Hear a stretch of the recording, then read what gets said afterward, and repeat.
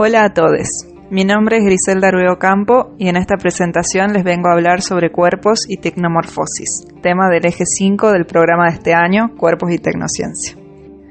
En esta charla vamos a hablar del cuerpo humano explorando sus límites orgánicos y las intervenciones tecnológicas que lo atraviesan cada vez más.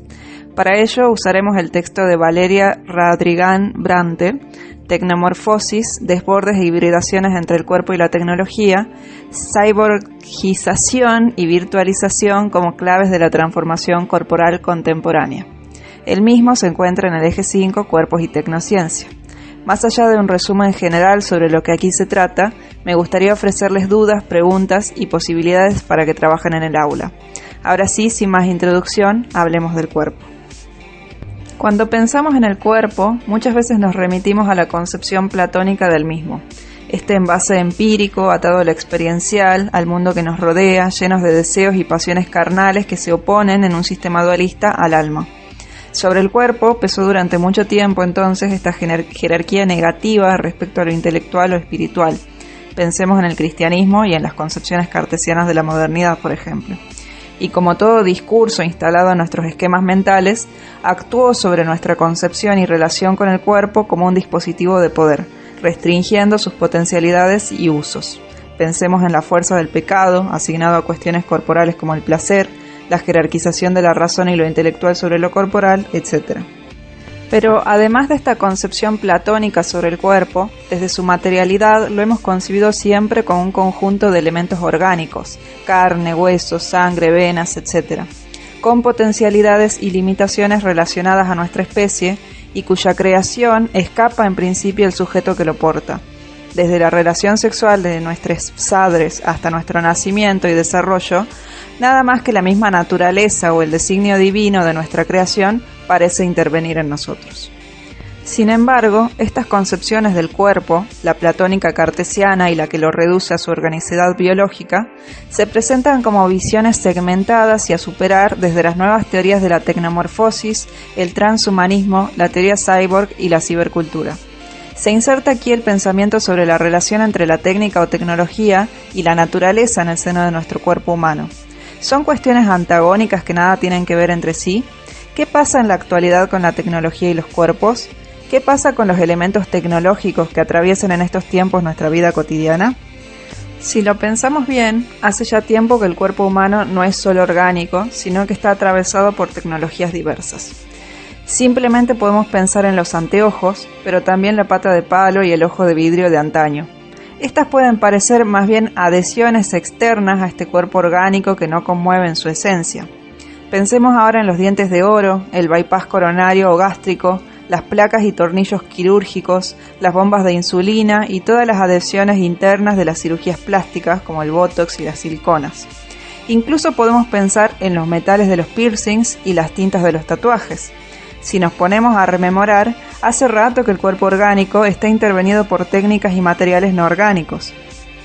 Al mismo tiempo, yendo aún más lejos, el avance de la robótica, las prótesis e incluso la posibilidad de la cirugía genética y su consecuente modificación del ADN, posibilidad descubierta ya en 1978, que consiste en la introducción de un nuevo gen en las células para ayudar a luchar contra una afección genética, o la introducción de una copia no defectuosa de un gen para reemplazar la copia alterada que está causando la afección, abren paso a las siguientes preguntas.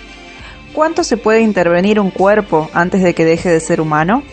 ¿Qué pasa si el cuerpo pierde cada vez más su carácter natural y se convierte en una creación tecnocientífica? ¿Qué es lo que hace el ser humano justamente ser humano y define el límite con lo no humano? Si los cuerpos humanos son intervenidos intensamente, ¿podría una creación técnica, científica, robótica convertirse en un ser humano o ser considerado pseudo-humano? Igualmente, todas estas preguntas presuponen que hay cierta voluntad e incluso deseo del sujeto humano a someterse a dichas intervenciones. Pero existen modificaciones que no siempre son necesidades médicas o decisiones estéticas. Por ejemplo, tenemos las cirugías de normalización genital impuestas a las personas intersexuales al nacer, a veces con conocimiento de la familia y a veces sin el mismo, donde opera claramente el dispositivo de control de la sexualidad. Estas cirugías, que pretenden encasillar a las personas intersexuales en una normalidad binaria de hombre o mujer, tienen muchas veces consecuencias en la salud, como tener que someterse a nuevas intervenciones quirúrgicas una y otra vez, en calidad de vida, como perder la capacidad de sentir placer a través de los genitales, y en cuestiones de identidad. Nada garantiza que el género asignado con criterio biomédico sea el género que la persona autopercibirá como propio, sin aportar más que una adecuación a una norma a las personas que someten a dichas cirugías. Aquí se abre otro planteo más problemático y que pretende salirse de la inocencia de estas intervenciones. ¿Es posible pensar la autogestión de la vida o del propio cuerpo sin que esto esté determinado por dispositivos de control y la homogeneización a un estándar impuesto socialmente? Lo vemos también con la cirugía plástica. ¿Acaso no tiende a barrer diversidades corporales para acercar a los cuerpos a un estereotipo de belleza determinado y muchas veces problemático? Al fin y al cabo, la posibilidad de acceder a una cirugía de modificación corporal ¿nos libera de las limitaciones naturales de nuestro cuerpo o es la norma actuando sobre nosotros, construyendo deseo de adecuación a lo que la sociedad espera de nuestras cuerpos?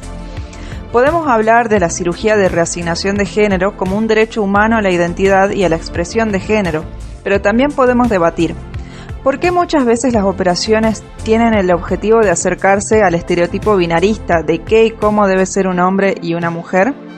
Si en la sociedad no pesara tan fuertemente estos estereotipos, ¿estas operaciones serían las mismas?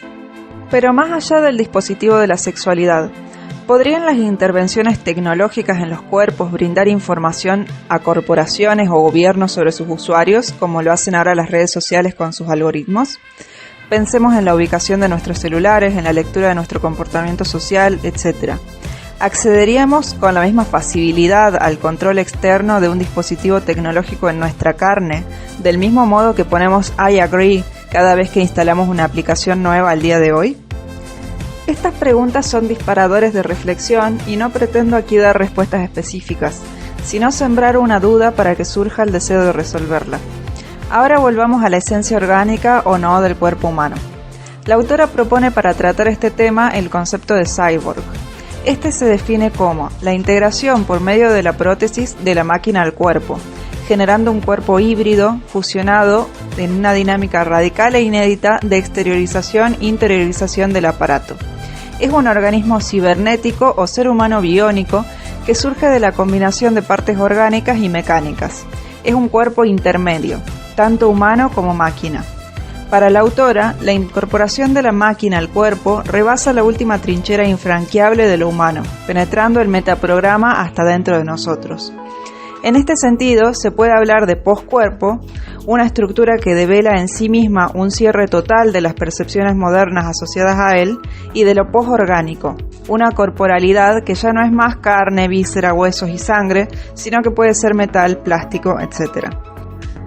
¿Esta inmersión corporal en la tecnología es buena o mala? Se abren aquí dos modos antagónicos de ver esta cuestión: la tecnofilia y la tecnofobia. La primera, que incluye al posthumanismo, considera que el sujeto puede tomar la decisión de alterar, modificar y trascender su cuerpo por completo en vista de que éste es una membrana externa a él, rancia y necesaria de actualizar. La identidad y el cuerpo se percibirían como desechables, prescindibles, en pos del mejoramiento y la superación por la máquina. La tecnofobia, por otro lado, considera que este proceso es nefasto para el ser humano, pues lo conduce a su destrucción y a su supeditación completa a los dispositivos de control. La humanidad se encontraría al borde de la extinción, amenazada por una posorganicidad cada vez más invasiva y controlada por ciertas personas, ciertos poderes que recuerdan las ambiciones eugenésicas de inicios del siglo XIX. Aquí quedamos con una serie de preguntas finales para hacernos. ¿Es posible intervenir el cuerpo tecnológicamente sin caer en las trampas de los dispositivos de control? Si ya en esta vida pre-posthumanista estamos tan atravesados por estos dispositivos, con el avance de la intervención corporal, ¿no nos estaremos metiendo la misma carne, el mandato, la norma y el estándar? ¿Es posible un posthumanismo punk, reaccionario, revolucionario y o auténtico, sea lo que sea que eso signifique? La respuesta la tendrán que pensar nuestros estudiantes.